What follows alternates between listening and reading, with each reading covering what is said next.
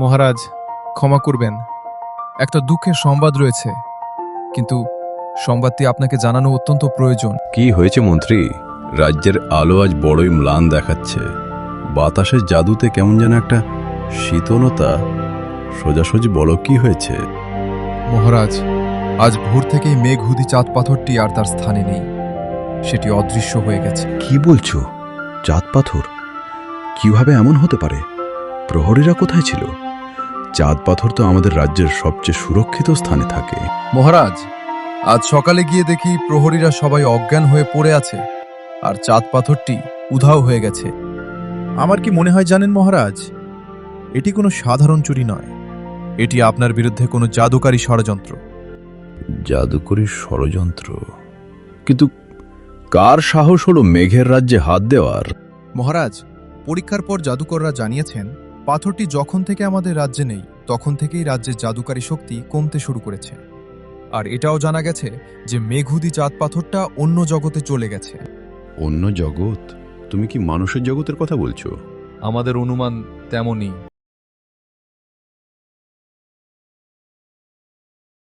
Hugo, শুনছ? তুমি এখন তাহলে কি করবে ভাবছো? কি আর করব? মানুষের জগতে গিয়ে যে চাঁদ পাথরটা উদ্ধার করে নিয়ে আসব, সেটাও তো হবে না।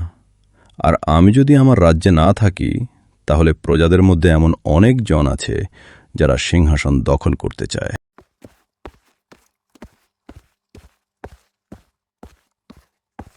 বাবা, আমি আর অপেক্ষা করতে পারছি না, চাঁদ পাথরকে ফিরিয়ে আনতেই হবে। না পদ্মাবতী, মেঘহুদি চাঁদ পাথর মানুষের দুনিয়ায় চলে গেছে, আর সেখানে আমাদের জাদু খুবই সীমিত। না না, আমি তোমাকে সেখানে একা যেতে দিতে পারি না। কিন্তু বাবা, এই চাঁদ পাথরের উপর নির্ভর করেই তো আমাদের রাজ্য টিকে আছে। চাঁদ পাথর না আনলে তো আমাদের রাজ্যটাই শেষ হয়ে যাবে। কিন্তু কোনো কিন্তু নয়, আমি কাল সকালেই মানুষের দুনিয়ায় পাড়ি দেব। এই কথাটা বলে দিয়ে পদ্মাবতী সেখান থেকে চলে যায়। পদ্মাবতী যেতে চেয়েছে যখন, ওকে আর তুমি বাধা দিও না। আর আমাদের এই পরিরাজ্যে যদি সব থেকে বেশি কেউ শক্তিশালী হয়, তাহলে সে পদ্মাবতী। ওই পারবে চাঁদ পাথর ফিরিয়ে আনতে। ঠিক আছে ইরাবতী, তুমি যখন বলছো তাহলে তাই হোক। সাবধানে যাবি মা। হ্যাঁ মা, তুমি চিন্তা করো না, চাঁদ পাথর খুঁজে পেলেই আমি চলে আসব।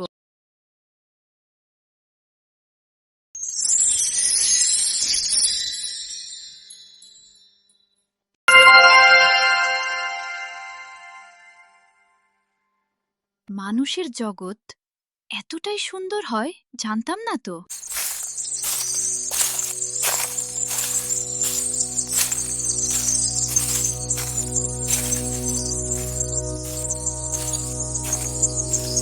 এভাবে যদি আমি বনের মধ্যে ঘুরতে থাকি, তাহলে মনে হয় আমি কোনোদিনই চাঁদ পাথরকে খুঁজে পাবো না। মনে হচ্ছে আমার সামান্যটুকু জাদু ব্যবহার করতেই হবে।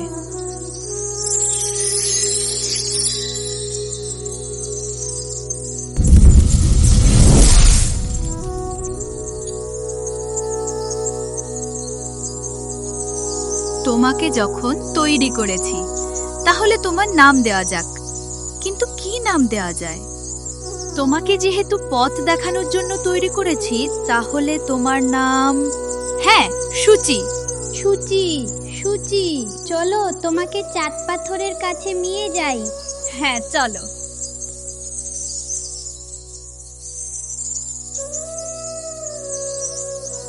পদ্মাবতী, এই সেই গুহা যার ভিতরে মেঘহুদি চাঁদ পাথর আছে। কিন্তু সাবধান, গুহার ভেতরে এক ভয়ঙ্কর ডাইনি আছে যে মায়া সৃষ্টি করতে জানে। গুহার ভেতরে ডাইনি থাকলেও আমাদের তো চাঁদ পাথরকে উদ্ধার করতে হবে, না হলে তো আমাদের পরিরাজ্য শেষ হয়ে যাবে। সূচি আর পদ্মাবতী মিলে গুহার ভেতরে প্রবেশ করল। পদ্মাবতী গুহার ভেতরে প্রবেশ করতেই দেখল তার সামনে একটা বিশাল গভীর আলোহীন খাদ। ফেলে যাও পড়ি, এই খাদ হলো তোমার ব্যর্থতার প্রতীক। তুমি যদি পা বাড়াও তবে হারিয়ে যাবে সেই শূন্যতায় যা খুঁজে পাওয়া অসম্ভব। পদ্মাবতী এক মুহূর্তের জন্য থমকে গেল। তুমি কে আর কেনই বা আমাদের চাঁদ পাথর চুরি করেছো? আমি আমি শূর্পণখা। আমি তোমাদের চাঁদ পাথরের সব শক্তি শোষণ করে এই দুনিয়ায় রাজ করতে চাই। তুমি সেটা কখনোই পারবে না। দেখে তুমি কিভাবে আমায় আটকাও। তোমার কোনো শক্তি এই গুহায় কাজ করবে না। শূর্পণখা, তোমার মায়া শুধু দৃষ্টির বিভ্রম। আমার অন্তরের বিশ্বাস জাদুর চেয়েও শক্তিশালী, আর তা কোনো শূন্যতায় হারাবে না। গভীর বিশ্বাসে চোখ বন্ধ করে সে শূন্যে পা রাখল। সঙ্গে সঙ্গে চারপাশের অন্ধকার খাদের মায়া ভেঙে গেল। পদ্মাবতী দেখল সে সত্যি গুহার ভেতরের পথে পা রেখেছে। সে গুহার আরও ভিতরে প্রবেশ করতে লাগল। গুহার শেষে পদ্মাবতী দেখল গুহার মেঝেতে ছড়িয়ে আছে 5টা একই রকম দেখতে নকল পাথর। বাহ, তুমি খাত পার করে এসেছো। এবার আসল পরীক্ষা পড়ি। আমার মায়াজাল এতটাই নিখুঁত যে তোমার হৃদয়ের টানও মিথ্যা হতে পারে। ভুল পাথর ছুলে তোমার ক্ষমতা আমার হবে। পদ্মাবতী মনোযোগ দিল। সে অনুভব করল 5টা শীতল পাথরের ভিড়ে একটি পাথর থেকে আসছে এক অদ্ভুত উষ্ণতা। কিন্তু শূর্পণখা সেই টানের এক নিখুঁত নকল তৈরি করে রেখেছিল। নীলম রাজ্যের প্রতি আমার ভালোবাসাই আমার পথ দেখাবে। ভালোবাসার মিথ্যা হয় না। পদ্মাবতী পূর্ণ বিশ্বাসে সেই নকল পাথরটি তুলে নিল। সঙ্গে সঙ্গে এক বিকট সবুজ ঝলকানি বেরোল। না, আমি ভুল করেছি। হ্যাঁ পড়ি, তোমার হৃদয়ের বিশ্বাস আমার মায়ার কাছে সামান্য মিথ্যা ছাড়া আর কিছু নয়। সেই মুহূর্তে শূর্পণখা তার শক্তি দিয়ে পদ্মাবতীকে এবং আসল চাঁদ পাথরকে জাদুকরী শৃঙ্খলে বেঁধে ফেলল। সূচি, পালিয়ে যায় এখান থেকে। তুই পরে কাউকে সাহায্যের জন্য নিয়ে আসবি। সূচি সেখান থেকে পালিয়ে যায়, কিন্তু পদ্মাবতী সেই গুহার ভিতরেই বন্দী হয়ে থেকে যায়।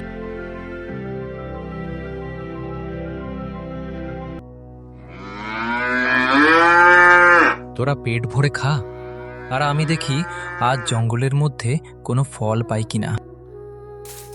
গ্রামের ছেলে অরূপ সকালে তার গরু নিয়ে প্রতিদিনের মতো গভীর জঙ্গলের ধারে চড়াতে এসেছে। অরূপ দরিদ্র হলেও তার চোখে স্বপ্ন ছিল। সে হাঁটতে হাঁটতে এক ঘন অন্ধকার অংশের মধ্যে এসে পড়ল। হঠাৎ একটি উজ্জ্বল ময়ূরকে দেখল। ময়ূরটি তাকে বারবার ভেতরের দিকে ইশারা করছিল। আরে বাবা, এমন ময়ূর তো আগে দেখিনি। তুই কি পথ হারিয়েছিস? আচ্ছা চল দেখি তুই কোথায় নিয়ে যাস।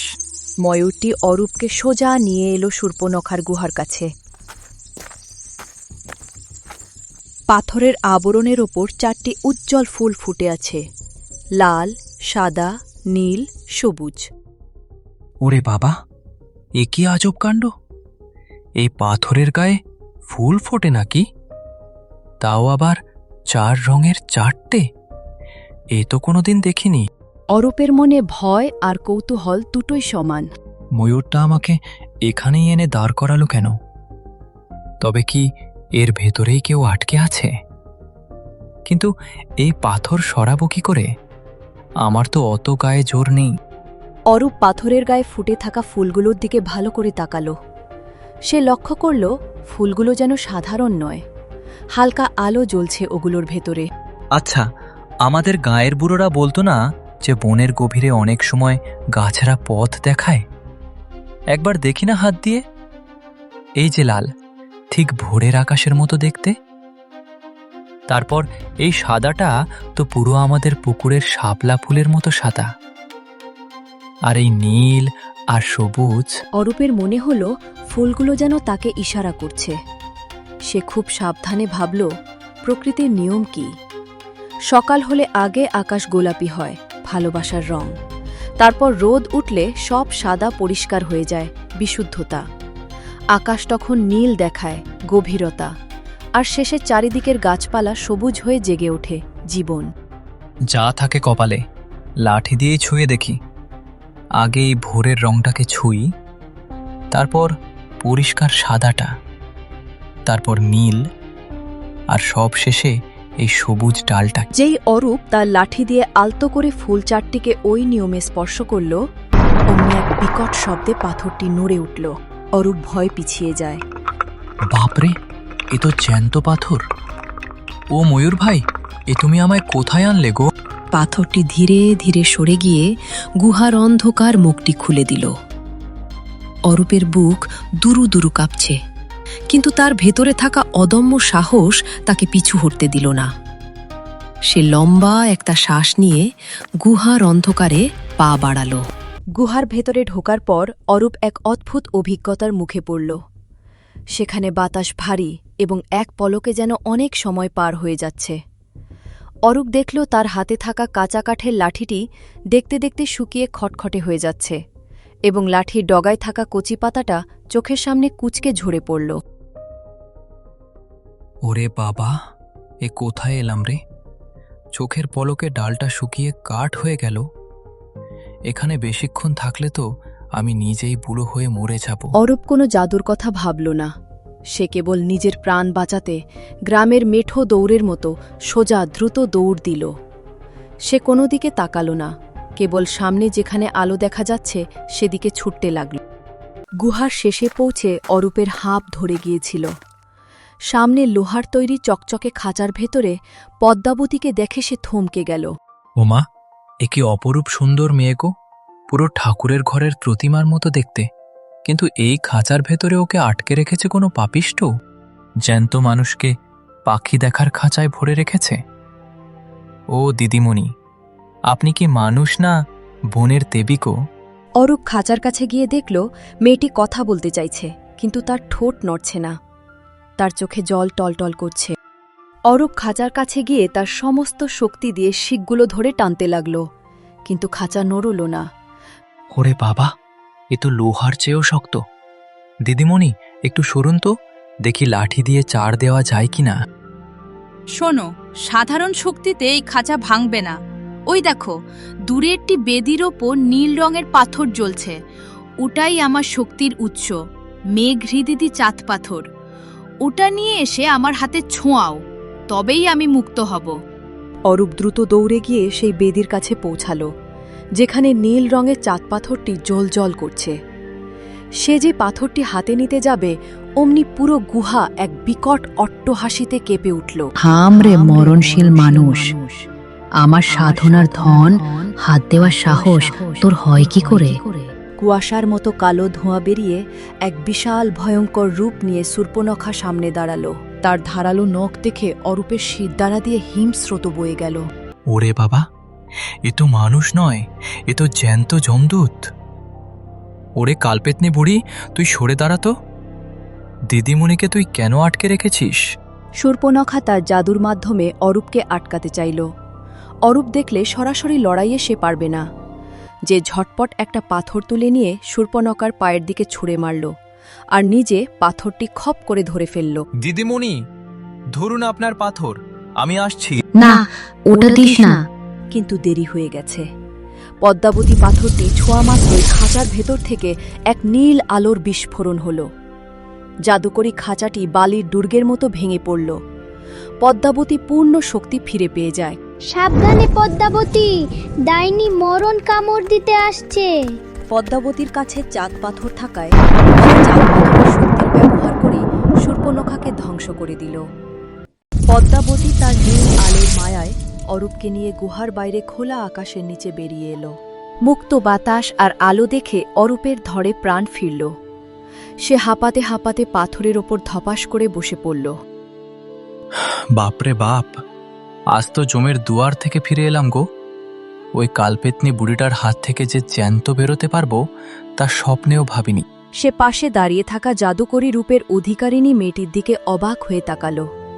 তার হাতে তখনও সেই রহস্যময় নীল পাথরটি জ্বলছে। আচ্ছা দিদিমণি, এতক্ষণ তো যান বাঁচাতেই প্রাণ ওষ্ঠাগত ছিল, পরিচয়টাই তো জানা হলো না।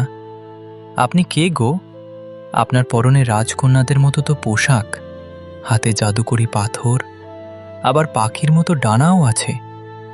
আপনি কি বনের দেবী নাকি কোনো আকাশের অপ্সরা? পদ্মাবতী অরূপের চোখে মুখে লেগে থাকা সরলতা দেখে এক চিলতে হাসল।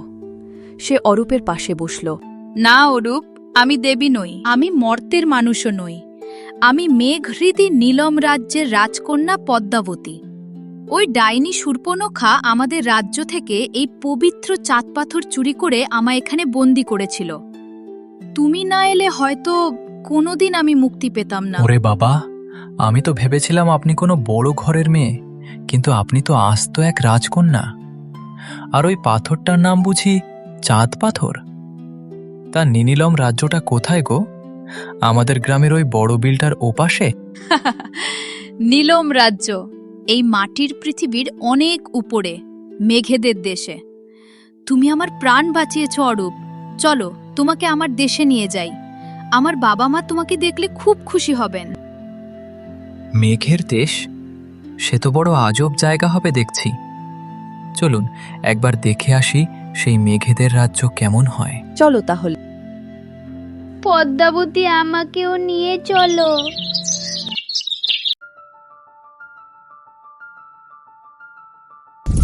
মুহূর্তের মধ্যে তারা মর্তলোক ছেড়ে নীলম রাজ্যের রাজদরবারে পৌঁছে গেল। সেখানে অরূপের বীরত্ব শুনে মহারাজ তাকে রাজসিংহাসন এবং পদ্মাবতীর সাথে বিবাহের প্রস্তাব দিলেন। অরূপ, তুমি আজ থেকে এই রাজ্যের রাজা। তুমি আমাদের প্রাণ বাঁচিয়েছ। অরূপ বিনীতভাবে হাসল। মহারাজ, রাজার হালে থাকার ভাগ্য আমার নেই গো। ওই নিচে আমায় ঝুপড়ি ঘরে মা আমার পথ চেয়ে বসে আছে। আমি রাজা হলে মার দেখভাল করবে কে? আমি মাকে ছাড়া কোথাও থাকতে পারবো না। অরূপের কথা শুনে পদ্মাবতীর চোখে জল এলো।